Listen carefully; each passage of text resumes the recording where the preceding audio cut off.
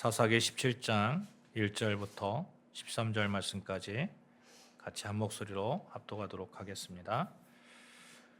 에브라임 산지에 미가라 이름하는 사람이 있더니 그의 어머니에게 이르되 어머니께서 은 1,100을 잃어버리셨으므로 저주하시고 내 귀에도 말씀하셨더니 보소서 그 은이 내게 있나이다. 내가 그것을 가졌나이다 하니 그의 어머니가 이르되 내 아들이 여호와께 복받기를 원하노라 하니라. 미가가 은 1,100을 그의 어머니에게 도로 주매 그의 어머니가 이르되 내가 내 아들을 위하여 한 신상을 새기며 한 신상을 부어 만들기 위해 내 손에서 이 은을 여호와께 거룩히 드리노라. 그러므로 내가 이제 이 은을 내게 도로 주리라. 미가가 그 은을 그의 어머니에게 도로 주었으므로 어머니가 그 은 200을 가져가 은장색에게 주어 한 신상을 새기고 한 신상을 부어 만들었더니 그 신상이 미가의 집에 있더라. 그 사람 미가에게 신당이 있으므로 그가 에봇과 드라빔을 만들고 한 아들을 세워 그의 제사장으로 삼았더라. 그때에는 이스라엘에 왕이 없었으므로 사람마다 자기 소견에 옳은 대로 행하였더라. 유다 가족에 속한 유대 베들레헴에 한 청년이 있었으니 그는 레위인으로서 거기서 거류하였더라.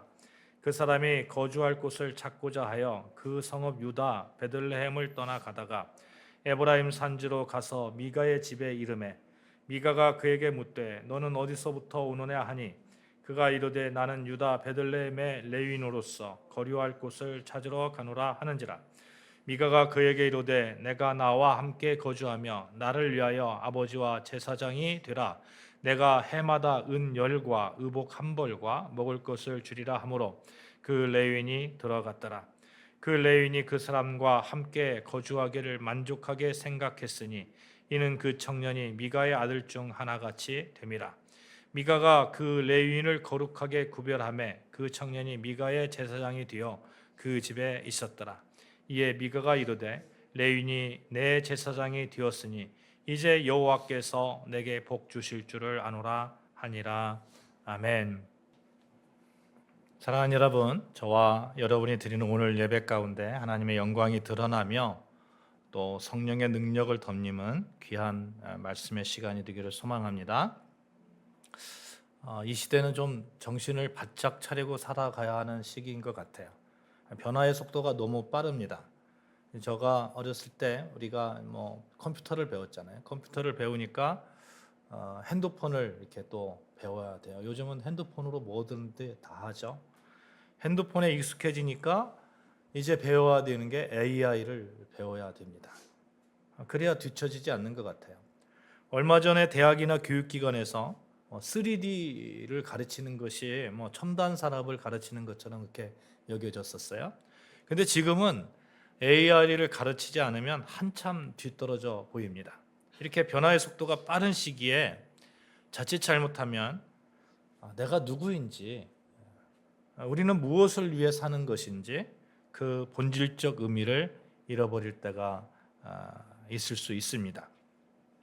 사랑하는 여러분, 여러분과 저는 하나님의 자녀입니다. 하나님의 자녀는 하나님의 자녀로 살아가야 될 줄로 믿습니다.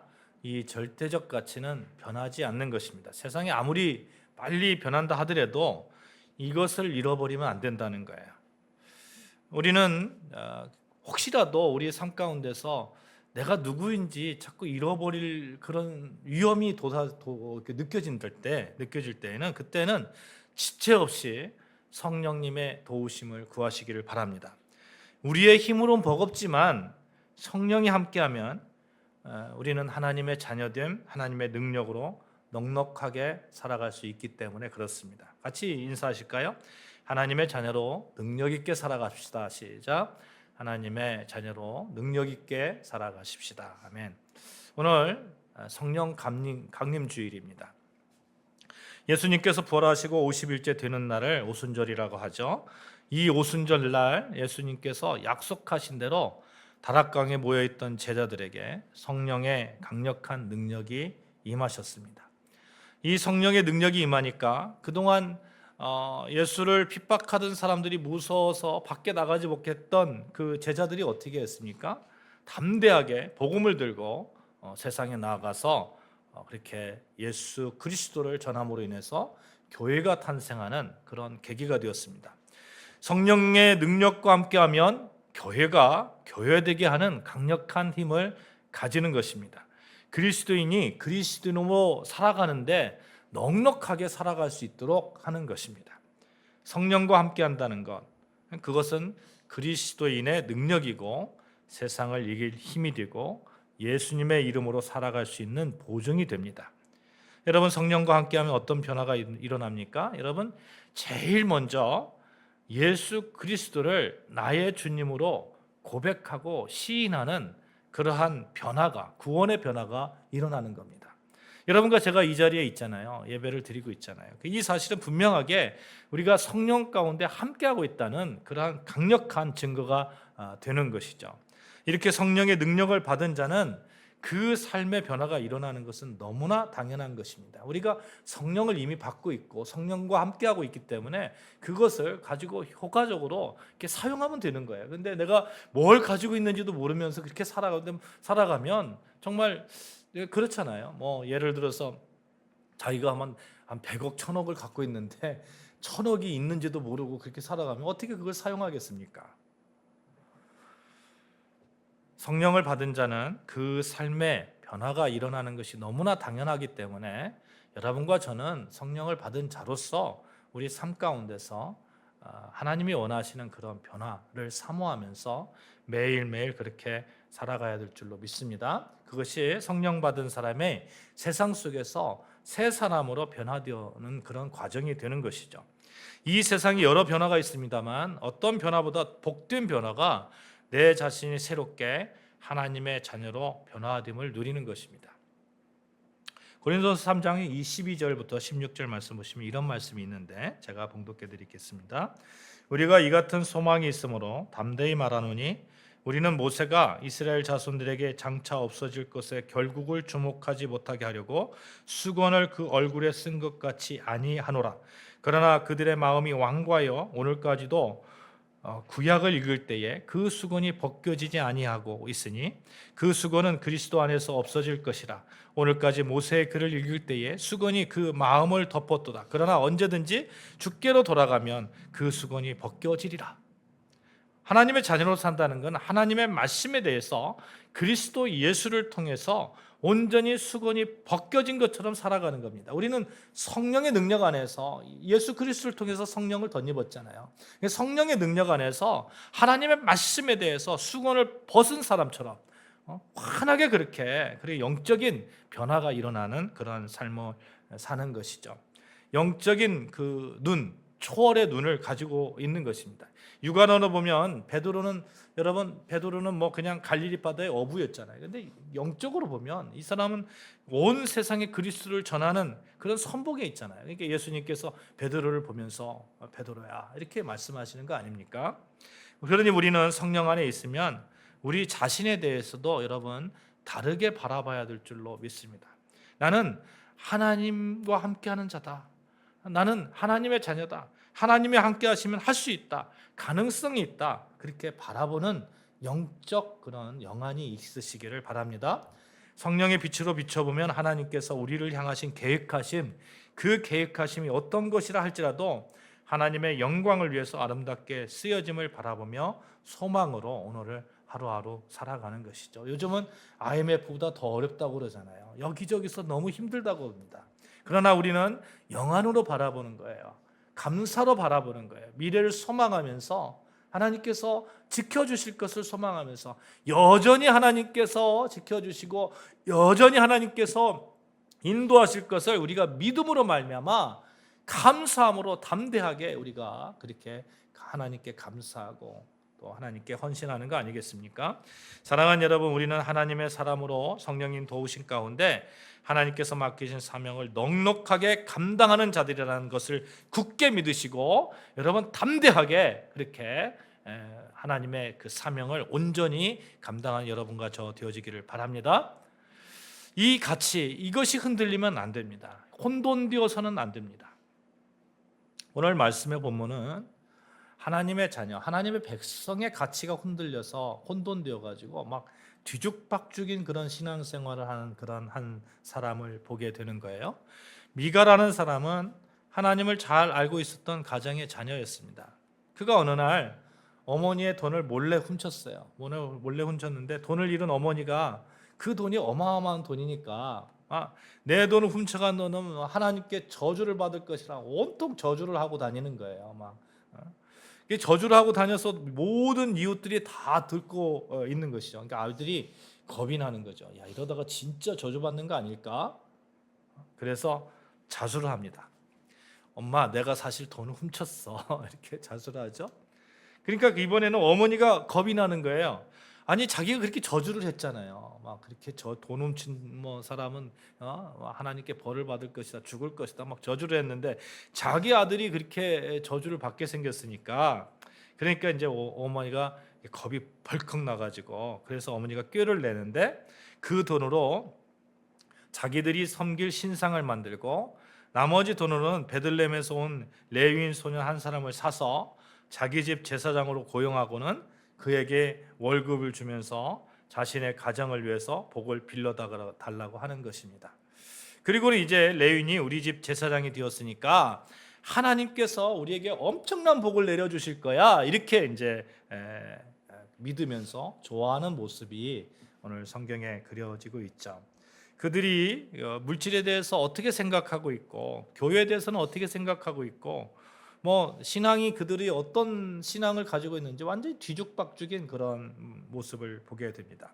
미가 가정의 모습은 오늘날 사는 우리들의 신앙의 모습과 어쩌면 흡사할지도 모르겠다 하는 생각을 합니다. 너무 뒤죽박죽이 되어 있어요. 오늘도 믿는 사람들이 이 세상에서 신앙으로 살아가는 삶에서 얼마나 많은 혼돈과 혼란이 있는지 모릅니다. 여러분, 그 많은 교회들 있잖아요. 교회들이 목사님들이 하신 말씀이, 아니 젊은 청년들이 헌금을 안 낸다는 거예요. 헌금을. 왜 헌금을 안 냐? 교회만 다니면 됐죠. 무슨 헌금을 합니까? 이렇게 이야기한다는 거예요. 이 목사님들이 우리가 신앙을 교육을 잘못했구나. 신앙관이 너무너무 잘못됐다. 이렇게 말씀하시는 것을 정말 많이 이렇게 보게 됩니다. 그래서 적당히 또 목사를 고용하고요. 어느 교회는 목사님들을 막 이렇게 마치 막 고용하듯이 쓰잖아요. 여러분 아시잖아요. 막 고용하듯이 써가지고 그렇게 하는 것을 보게 되는데, 적당히 또 예배 형식을 갖추고 예배도 드리고 그러면서 이제 하나님이 복을 주실 거야, 그런 모습들, 또 적당하게 신앙생활하는 그런 모습들, 이런 모습들을 우리가 보게 됩니다. 사랑하는 여러분, 우리의 신앙은 어떠한 일이 있더라도 적당하게는 뺍시다. 적당하게는 빼고 우리가 옳다고 생각하는 방향으로 우리가 신앙생활했으면 좋겠습니다. 아멘. 그것이 옳은 것이라고 저는 확실하게 믿습니다.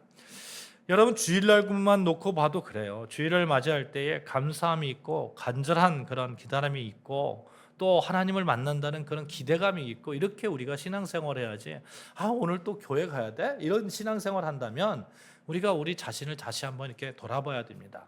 헌금도 의무감으로 드리는지 감사로 드리는지, 찬양도 기쁨으로 찬양하는지 아니면 남이 부르니까 찬양하는지 우리가 또 봐야 되겠죠. 이 시간 미가의 가정과 한 레위 소년의 모습을 보면서 우리의 그런 어떤 그 물질관, 또 우리의 신앙관, 교회를 대하는 자세, 이런 것들을 우리가 좀 바로 세웠으면 좋겠습니다. 먼저 여러분, 우리가 물질에 있어서 혼돈하지 말아야 됩니다. 따라해 볼까요? 나는 청지기의 삶을 산다. 시작. 나는 청지기의 삶을 산다. 청지기라는 것은 하나님께서 이렇게 우리에게 맡겨주신 거잖아요. 내 돈이 아니라는 거예요. 하나님께서 맡겨주신, 나를 통해서 흘러 넘치게 이렇게 흘러 나가게끔 하는 그러한 청지기적 삶을 우리가 살아야 될 줄로 믿습니다. 미가의 어머니가 1,100개의 은하를 잃어버렸어요. 이것이 얼마 정도의 가치인가 알 수 있는 구절이 10절에 보면 알 수 있는데, 미가에게 고용된 제사장의 연봉이 은 10개와 의복 한 벌과 먹을 것이라고 했습니다. 그러니까 은 10개면 1년 연봉이 은 10개예요. 은 10개. 그러면 1,100개면 얼마를 잃어버린 거예요? 어마어마한 돈이잖아요. 한 사람을 110년 동안 고용할 수 있는 돈입니다. 110년 동안. 대개의 경우 은 1개로 한 달의 삶을 살았던 것을 볼 때에 이 은 110개는 정말 어마어마한 큰 돈이었습니다. 이것을 아들이 훔쳤어요. 그러니까 이 아들이 훔쳤다는 것은 그 집이 요즘으로 말하면 뭐 대기업 정도 되는 것 같아요. 대기업 정도 뭐 이렇게 되니까 뭐 그걸 뭐 어느 정도 훔친 거 훔쳐서 있는데 이제 그 뭐 다 훔쳤겠습니까? 그 중에 일부를 훔쳤겠죠. 돈을 잃어버린 어머니는 그 훔친 자가 자신이라는 것을 모른 채 막 온갖 저주를 퍼붓고 다닙니다. 그렇게 되니까 아들이 할 수 없어서 자수를 하게 되죠. 어머니가 어떨까요? 지금까지 저주란 저주는 다 퍼부었는데 저주의 대상이 아들임을 알게 된 어머니가 이제 순식간에 말을 바꾸는 거예요. 내 아들이 여호와께 복받기를 원하노라, 이런 거예요. 내 아들이 여호와께 복받기를.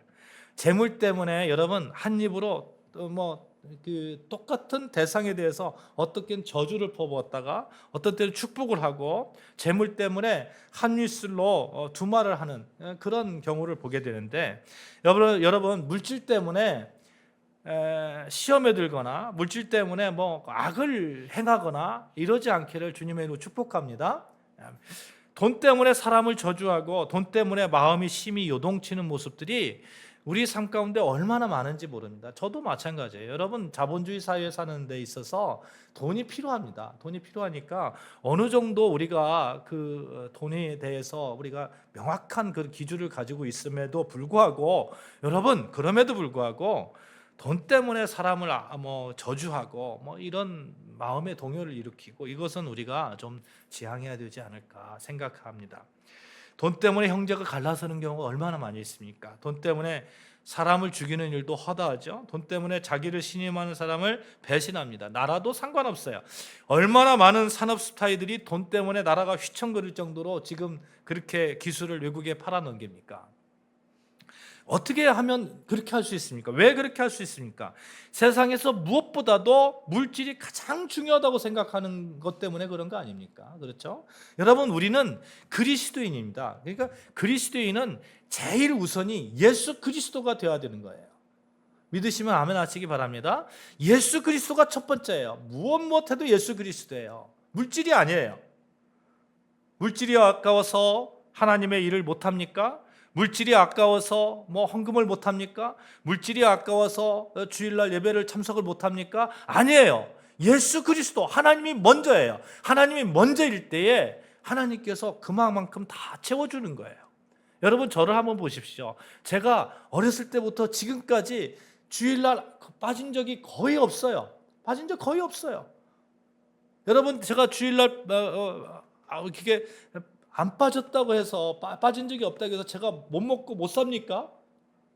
주일날 일을 안 한다고 해서 못 먹고 못 삽니까? 아니 지금 목사니까 주일날 당연히 하지만, 여러분 목사가 아니었을 때도 주일날 항상 교회에 있었어요. 그런데 못 삽니까? 아니에요. 먹고 살만합니다. 다 살만해요. 여러분 교회 다니는 사람들은 그러면 일주일에 7일에서 하루 빠지니까 일을 안 하니까 그만큼 7분의 1을 못 살아야 되잖아요. 수치적으로 보면 그렇잖아요. 요즘 그렇잖아요. 그런데 여러분 그렇습니까? 그렇지 않습니다. 더 열심히 살고 더 또 하나님의 축복의 대상이 되고, 또 어떤 때는요 물질이 축복을 못 받으면 어떻습니까? 물질의 그 복을 못 받으면 어떻습니까? 파스칼이라는 사람이 이런 얘기를 했거든요. 하나님께서 자신을 가난하게 하신 것에 대해서 진심으로 감사하면서 이렇게 얘기했어요. 가난으로 말미암아 비로소 하나님을 찾게 되었습니다. 물질이 많다고 해서 하나님의 축복이 넘치는 것도 아니고, 없다고 해서 하나님의 축복이 떠난 것도 아니라는 거예요. 이게 물질이 기준이 되어서는 안 된다는 겁니다. 예수님의 제자들이나 삭개오와 같은 인물은 예수님 때문에 가난하게 살았습니까? 아니면 부자로 살았습니까? 삭개오 어땠습니까? 삭개오 예수님 때문에 자기가 가진 재산을 이렇게 나눠줬잖아요. 가난해졌잖아요. 제자들은 어떻습니까? 예수님 때문에. 예수님 전하면서 뭐 부유하게 살았습니까? 아니요, 목숨까지 걸면서 그렇게 살았잖아요. 그럼에도 불구하고 그들에게 주어진 가난은 오히려 감사의 조건이었다는 거예요. 반면에 여러분, 욥과 아브라함 한번 보십시오. 욥과 아브라함, 그 인물들 가난하게 살았습니까? 아니요, 엄청난 부자였어요. 엄청난 부자였습니다. 물질적으로도 엄청난 부를 누렸습니다. 그러나 그들은 물질이 많기 때문에 축복이 아니라 많이 누릴수록 더욱더 하나님 앞에 감사함으로 그 하나님의 축복의 대상이 되었다는 거예요. 여러분, 이왕이면 여러분과 제가 많이 누리면 누리고 많이 뭐 재물이 있어서 더욱더 하나님께 감사하는 그런 여러분과 저 되어지기를 주님의 이름으로 축복합니다. 뭐 11조도 많이 늘어나고 감사의 제목들도 많이 늘어났으면 좋겠어요. 그러면서 우리가 하나님께 더욱 더 감사하는 그런 신앙인의 모습을 가져간다면 그것처럼 멋있는 그런 신앙인의 모습이 어디가 있겠습니까? 사랑하는 여러분, 우리 그리스도인은 물질에 대해서 분명한 인식이 있어야 될 줄로 믿습니다. 무엇보다도 우리는 청직이라는 것을 잊지 말자는 거예요. 1달란트 가질 수도 있고 2달란트 가질 수 있고 5달란트 가질 수 있습니다. 하나님께서 우리에게 잠시 맡기시고 그것을 통해서 하나님의 계획하심을 이루고자 하시는 거예요. 욥은 욥기 1장 21절에 이렇게 얘기하거든요. 내가 모태에서 알몸으로 나와 싸운즉 또한 알몸이 그리를 돌아올지라 주신 이도 여호와시요 거두신 이도 여호와시다. 엄청난 부자였어요, 욥이. 그런데 가난했어요. 가난하니까 주신 이도 여호와시요 거두시는 이도 여호와시다.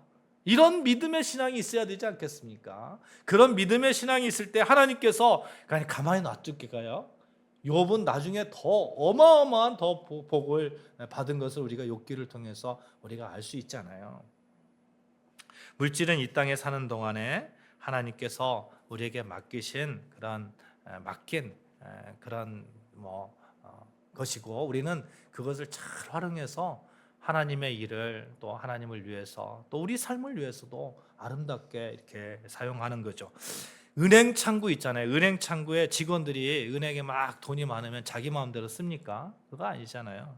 은행 창구 직원들은 금고에 아무리 많이 있어도 이게 자기가 잘 보관하고 이걸 잘 불리고 이런 목적으로 은행 창구 직원이 있는 거 아닙니까? 이런 모습으로 우리가 살아간다면 하나님께서 참 기뻐하지 않으실까? 착하고 충성된 종아 이렇게 하나님께서 인정해 주시지 않을까? 이렇게 생각을 합니다. 그런 자에게 삶의 만족이 있는 거예요. 바울이 이렇게 얘기합니다. 나의 은혜가 내게 족합니다. 얼마나 멋진 그런 그 믿음의 고백입니까? 여러분, 우리 한번 이렇게 고백해 볼까요? 나의 은혜가 내게 족합니다. 시작. 나의 은혜가 내게 족합니다. 하나님의 은혜가 부족함이 없다는 거예요. 이런 신앙의 고백이 있기 때문에 빌립보서 4장의 자족을 말할 수 있는 거 아닙니까? 내가 궁핍함으로 말하는 것이 아니다. 어떠한 형편에든지 나는 자족하기를 배웠다. 어떠한 형편에든 나는 자족하기를 배웠다. 비천에 처할 줄도 알고 풍부에 처할 줄도 알고 모든 일에 배부름과 배고픔과 풍부와 궁핍에 처할 줄 아는 일체의 비결을 배웠다. 그 비결 가운데 나는 행복하다. 내게 능력 주시는 자 안에서 내가 모든 것을 할 수 있다. 이 믿음의 고백, 여러분과 저의 믿음의 고백이 되어지기를 바랍니다. 내게 능력 주시는 자 안에서 내가 모든 것을 할 수 있다. 아무 것이 없어도 돼요. 그러나 내게 능력 주시는 자 안에서 내가 모든 것을 할 수 있는 거예요. 왜? 하나님이 내가 일을 할 때에 하나님께서 부어주실 것이니까.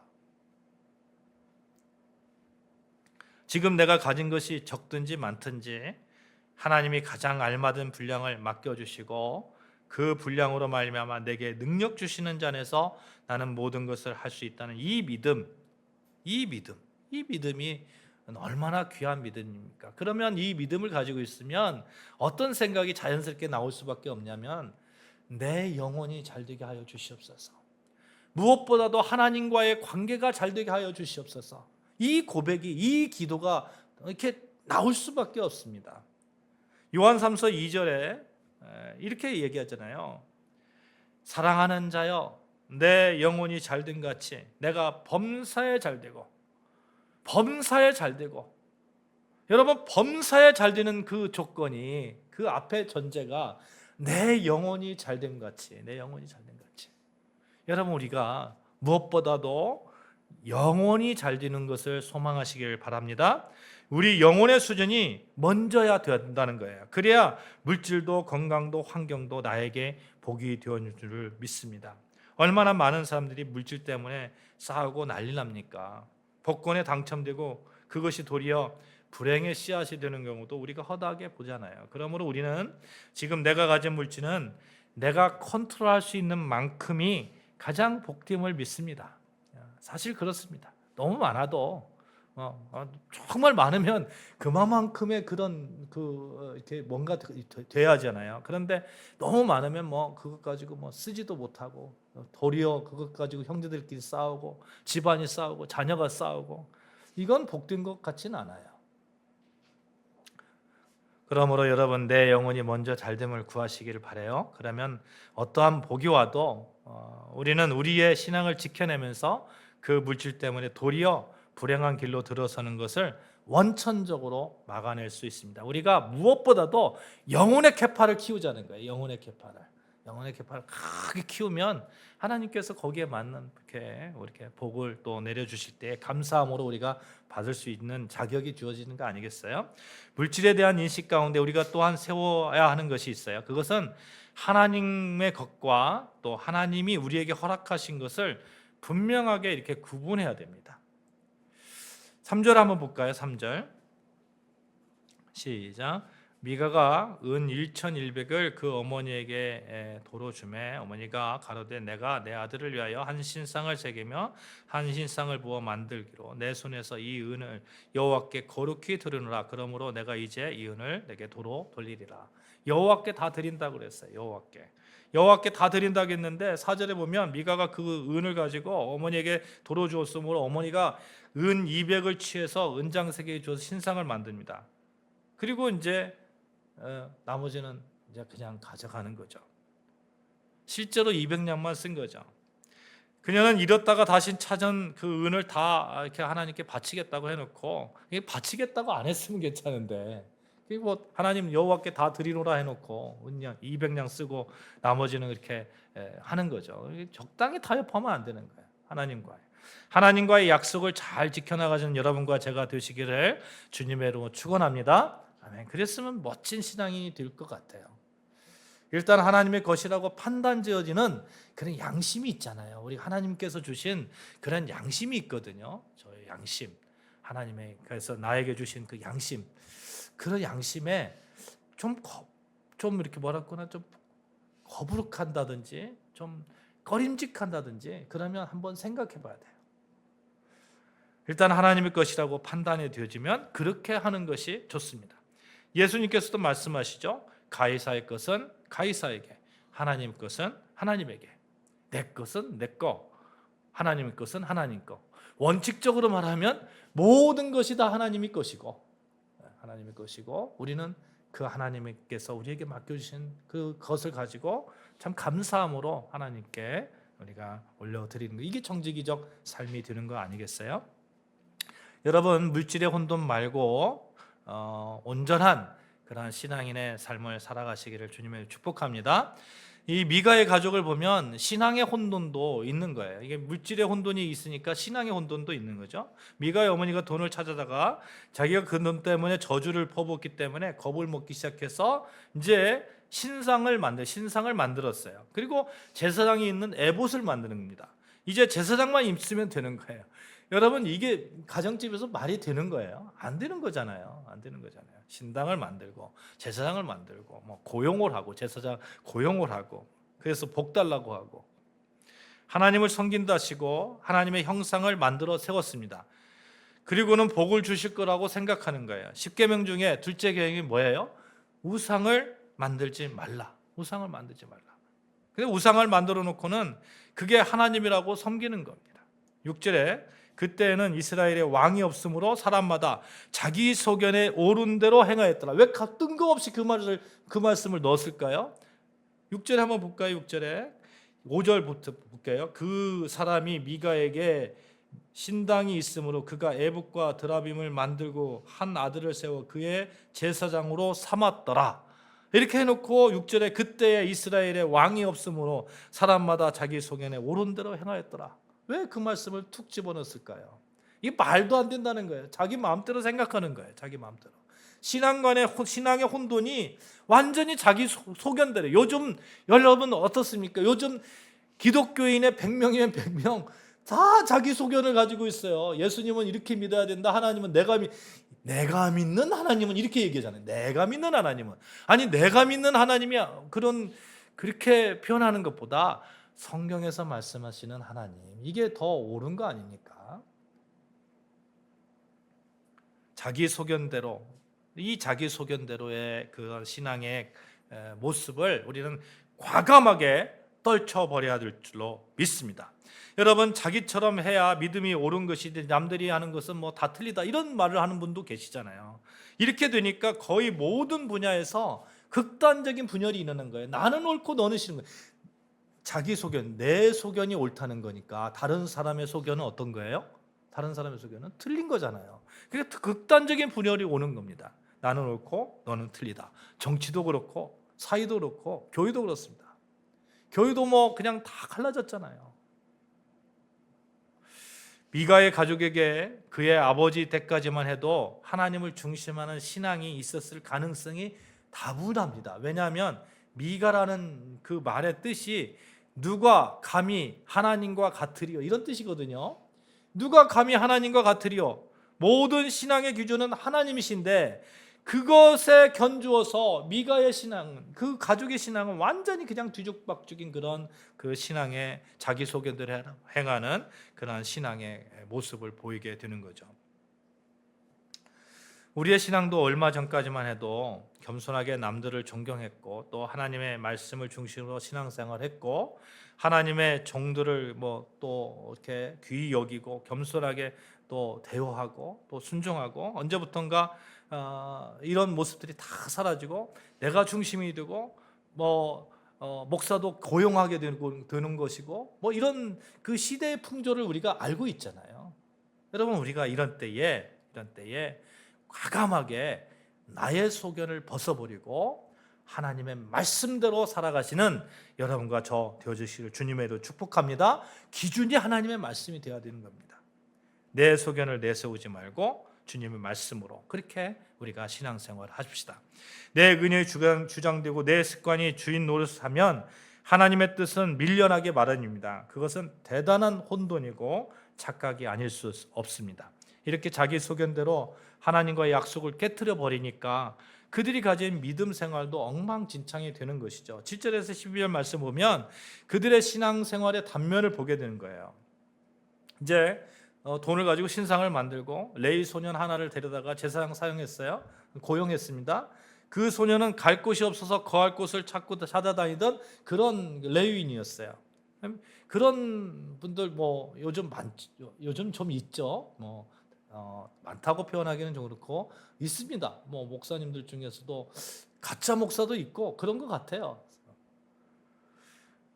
미가의 집에 들렀는데 그들의 제안을 받고 계약을 맺었습니다. 매년 은 10개를 주는 거예요. 너는 어디 가지도 말고 우리 집에서 제사장이 되라는 것입니다. 그리고 미가와 어머니는 이러한 일을 벌여놓고는 미가가 가로되 이제 레위인이 내 제사장이 되었으니 이제 여호와께서 내게 복을 주실 줄 아노라. 이게 말이 됩니까? 말이 안 되잖아요.